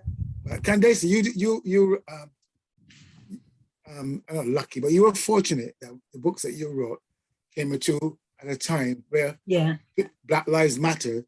Yeah, you were right at the start of that, so you were quite fortunate. And I'm not decrying your writing or anything, but that was a plus for you, wasn't it? Yeah, because I think what the books that I write, you know, like Kim writes true crime. True crime is hugely, hugely popular.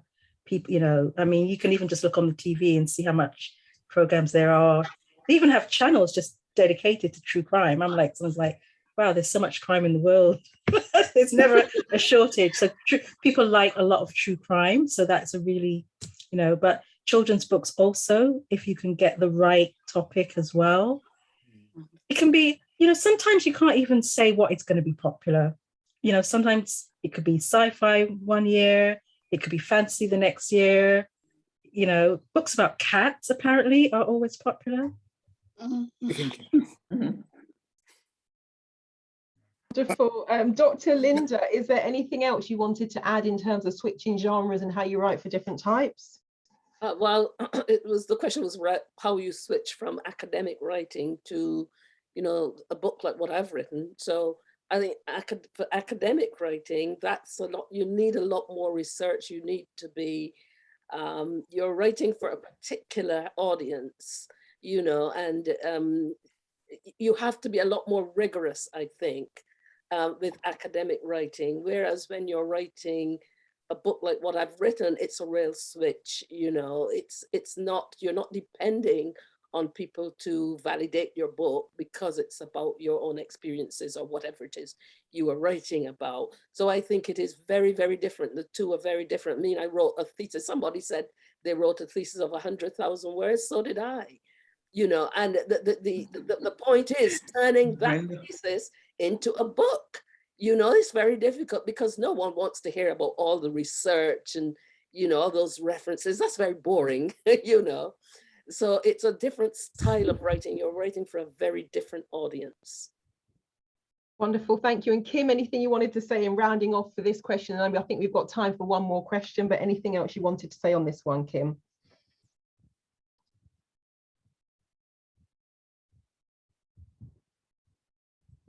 And you may, if I can't hear you at the moment, you might be muted. No, I was trying to click my unmute button.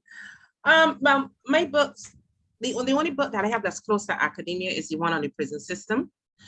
Interestingly, that's the least popular book. And I should say least popular because it's still selling. I think I've sold about 1,000 copies of that, or just over 1,000. But I tried to, there's certain chapters in that book that I made them academic because things like riots, I have a chapter on riots, and I try to explain academically why prison riots start. So then obviously you have to go into the research. So when I wrote the Barbados prison system, I had to go to the books. I had to go to academia. I had to go back to my days of being a student in Leicester and refer to what causes issues in prison. I personally found it, actually I tell people I defend the prison book is my favorite book because I was able to pour in a lot of what I do as a researcher into that book. But my readers do not like academia. They want to hear the gory stuff about murders and death and, you know. So, you know, so when people come to me and they say they want, but not the one on the prison, I want the murders one. I'm like, Yeah, but I guess it's about marketing. So for me, it is. I don't try to dabble in nonfiction. I try to create a niche of writing about true crime, because I don't know if I stated this at the beginning, but one of the reasons that I started writing these books is because I want people like my great nephew Zane, who's only 8 years old. When he becomes 20, 25 years old, he doesn't know about Alfred Hardin and Martial. He will be able to pick up a book and say, these were the people that were around in the 70s and 80s, and he'll be able to tell his children about the types of persons that walk the streets of Barbados and the impact they've left on Barbados.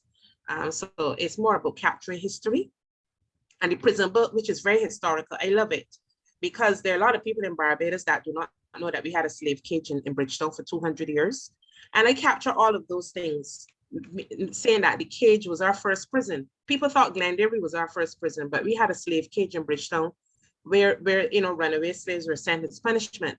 And then we moved on to the Town Hall Jail, which is in Scory Street, and then we went to Glenderry. So I try to let people know about the path of our penal systems, and then right up to the burning. And I try to capture it as academically as I could. Wonderful, thank you so much. And Heather Lovell, I see you've got your hand raised. You want to switch your camera on and pose your question, and then we'll have a final quick fire question from the chat. Although Heather, you might be asking the same thing about diversity and access, but over to you, Heather. Yes. Hi. I don't know if you can hear me. I can't get my camera on right now. No, we can. Can you hear me? We can hear you now. It's breaking up a little bit, but we can hear you. What's your question? Right. The question is, we have to consider the differently able community, in particular the blind. I'm wondering how many of the writers featured here today have their writing in the format of the audiobook. Question. Yeah.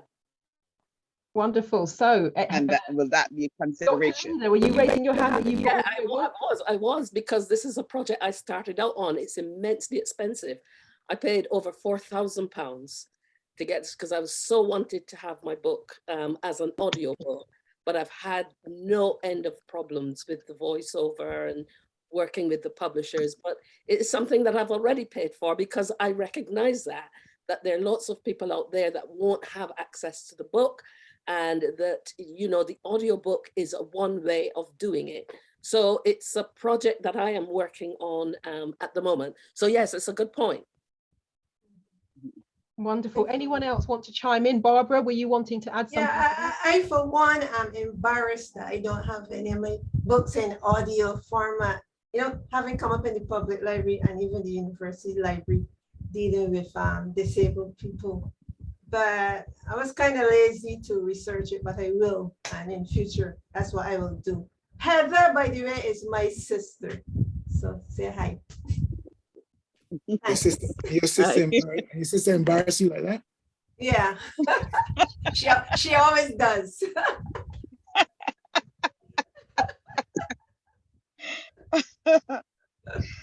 Okay. This is a question that has been asked of me for years. Why are your books not in audio? Actually, CBC had approached me, Joe, for that CBC had approached me about putting Barbados Most Wanted in audio format. And like Barbara, I think it's laziness.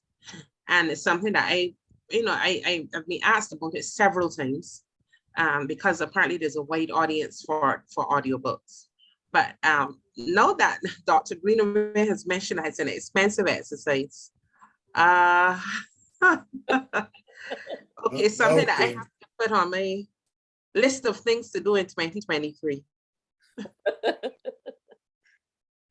But yes, it's been I've been broached about it more than once. Marilyn, can I have the final question? So for me, the books that I self-published, the ones that I did, I just did them straightforward as hard books. I didn't even do, some people even asked for ebooks, didn't do them as ebooks or audio, just straightforward like that. The books that I've had now, the 2 books I've had with Scholastic, people are asking, but I think because they are children's books. It's slightly different. So it's something that's kind of like being discussed at the moment. The little storybook that I wrote, The Gingerbread Man, that is as an audiobook as well. So that's available as this. It's available as an audio that the children can read along to. But obviously that's a little children's book. And it was actually sent around. They sent it around free for World Book Day. They had it where you could just like actually listen to it for free for like a week or something for World Book Day. But at the moment, no, but people have been asking about it. And some people have been, and they're also talking about if it does happen, would I do the reading? So when this was read, it was read by a Jamaican actor.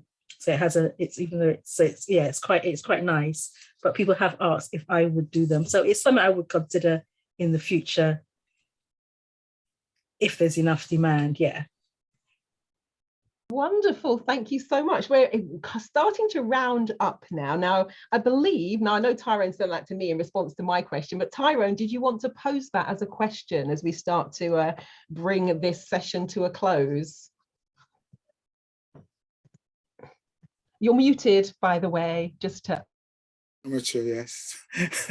Yeah, I would like to ask the authors, because I don't think they've really told me, how did the emotion they feel after publishing their first book or having their first book sale? And that's a quick question to each author. Think about that adrenaline feeling when you publish your first book and having your first book sale. Now, let's start with Barbara. Oh, it was an exhilarating feeling, you know? When Ian Randall came to me, I want to publish your book. I said, who, me? I was looking back to see who he was, if he was talking to someone else. So it's an exhilarating feeling, especially after you put in a lot of work, you know? Thank you, Barbara. Dr. Lynda? Yeah, well, when I published the first book, when it dropped on the mat, I was getting ready to go to the University of Florida to present the findings from the research. And so I was able to and it was an absolutely, exhilarating kind of feeling when I wrote that, to see my name in print and so on. And the same happened when I wrote this book. I remember the day it came in and Hubert was in the garage and I ran out to him and just said, look, darling, my book is here. I ran to my neighbor opposite and said, oh, I've written a book. It was fantastic feeling to see it, to have that product in my hand. I think I said that before, it really is a good feeling to reach the end of that journey. But I like most people, they have written more than one book. I'm writing my another book at the moment, so that's what that's the project I'm working on now. So I hope to see that in print as well. Kandace and Kim. Kim? May I ask? Sorry, Marilyn. Oh, we're just answering a question. So if we just finish the question that Tyrone has posed, we're going to Kim and then Kandace. All right, and this is very easy for me. I felt like I had given birth. That's as much as I can say. That was one long year, but as I said, it was very exciting. I tell people all the time, my journey, I can write a book about the journey itself as opposed to writing the book. But when it was finally printed and I had a physical copy of the book in front of me, I felt like 9 months later, birth. And it was like, wow, finally I have my own book. So the other three came pretty easily after that, because they always say, once you get the first one, then the others come easily. But the first one definitely giving birth. And Kandace? For me, I have to say it's different. I don't feel any different from the first to the last. I get the same feeling every single time. I don't know if it's because they take so much, like I go for quite a lot doing them because of all the information that goes in them, all the research, all the trials, the tribulations, whether self-published or traditionally published, they're always hard work. So I'm always exhausted and I'm always thinking this is going to be the last one. And now I've done 6? I'm doing the 7th one. And when I get the book, I feel the same way all the time. It's really satisfied. And I always feel like that, like a sense of satisfaction. I can hold this physical thing, and then I forget everything that I went through and I start doing it all over again. And then I think to myself, why are you doing this again? But yeah, that's how it is for me. Then you look at the bank account and says, well, I'm going to do another. No, it's getting the book.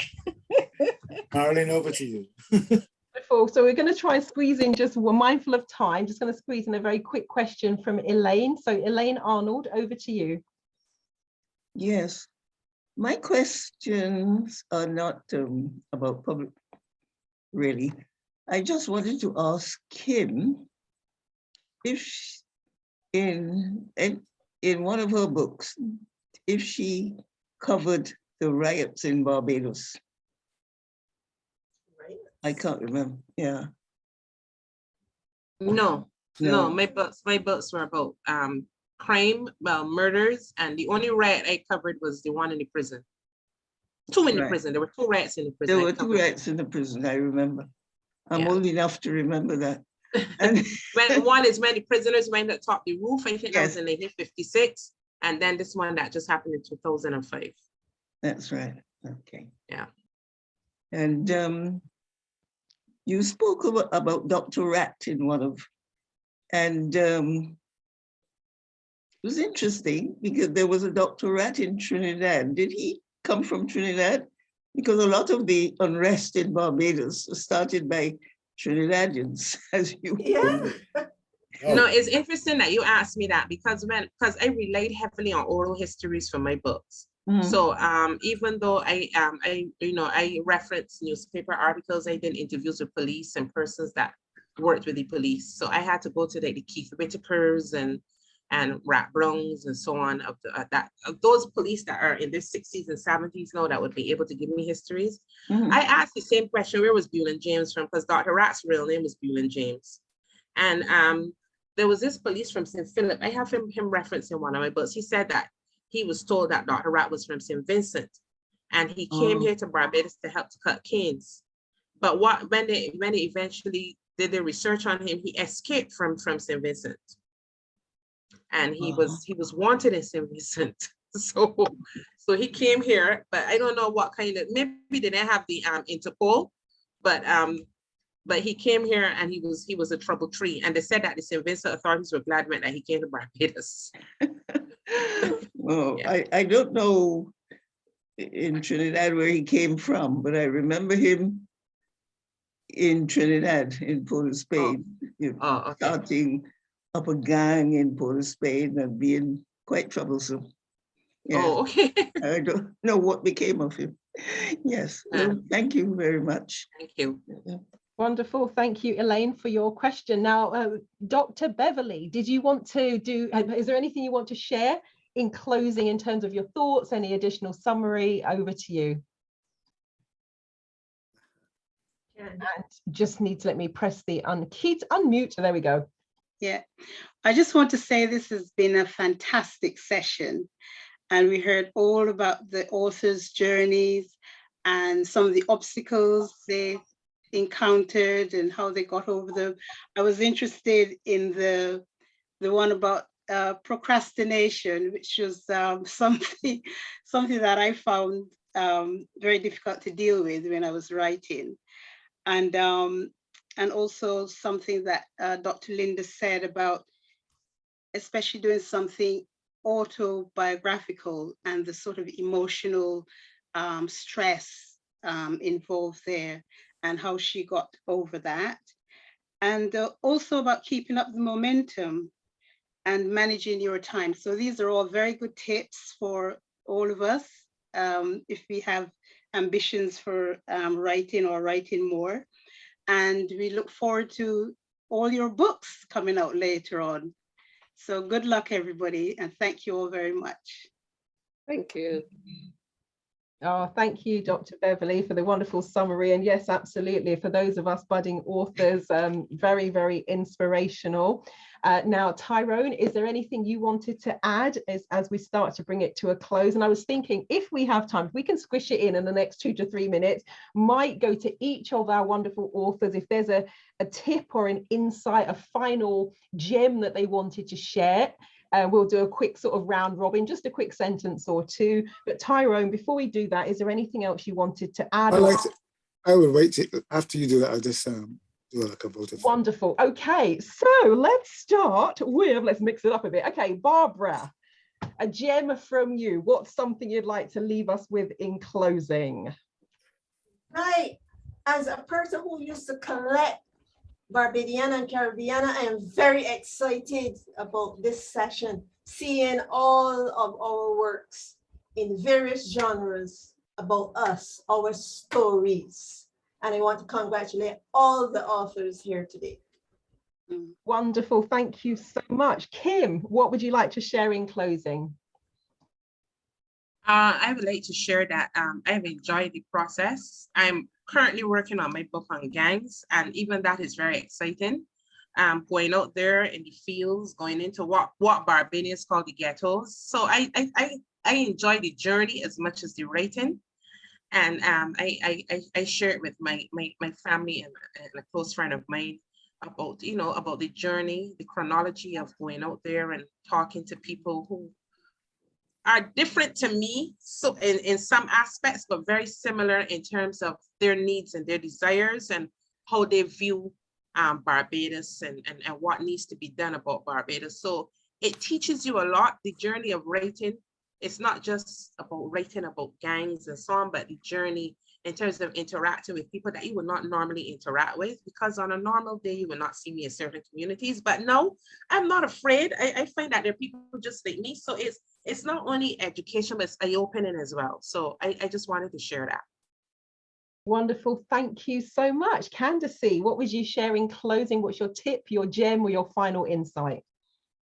Well, I would say my final insight for me is that this has been really, really beneficial for me personally, because obviously I'm in the UK, I'm Bajan, but I'm in the UK, and writing is very solitary. It's one thing that you have to do alone.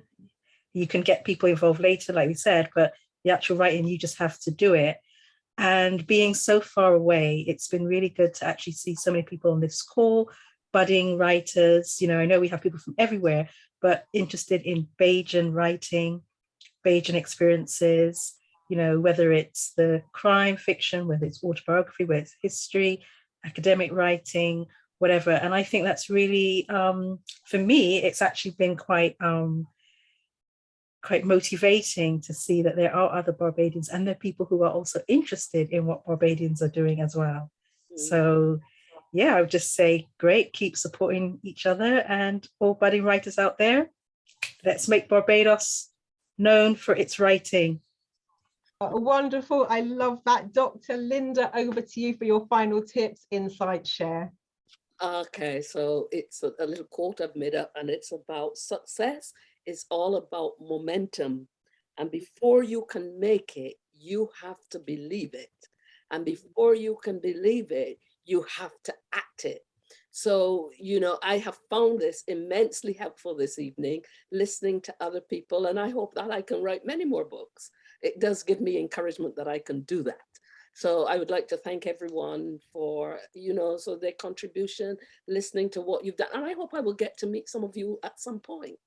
That would be really, really nice to meet in person.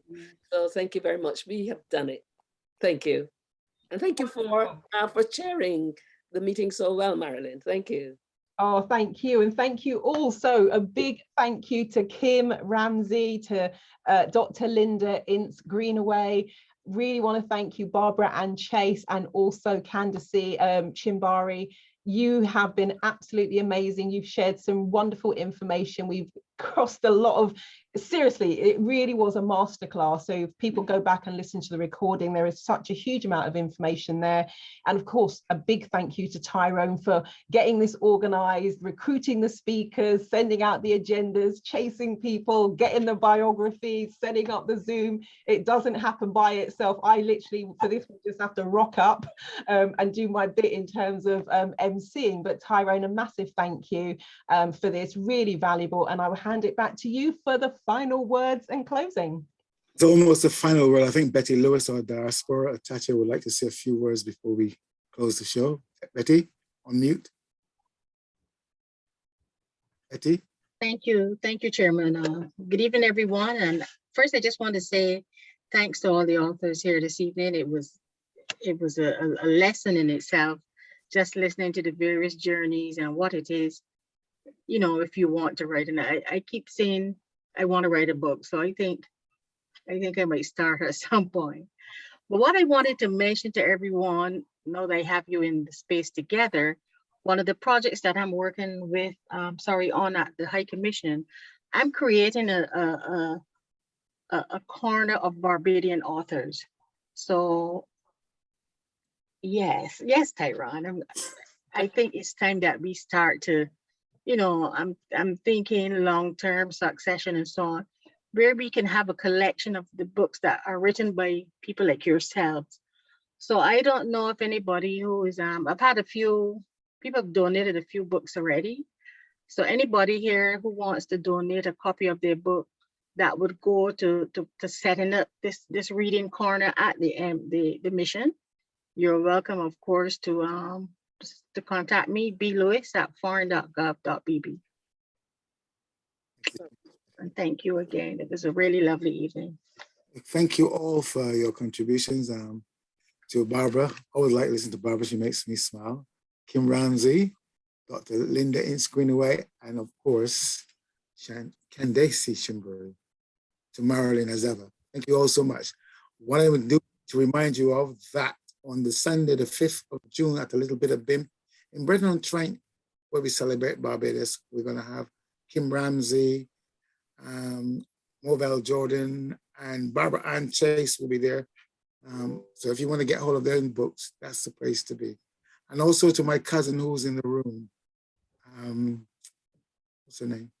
Michelle Bank. She's been trying to write books for ages and plays, and she's never produced anything. I hope tonight is an inspiration for you, Michelle. Thank you very much. I really enjoyed listening in. And yes, indeed, it is an inspiration. So watch this space. I thought you were going to cuss me, you know. But thanks everyone. Thanks for being here, and see you again at the next Zoom sometime in the future.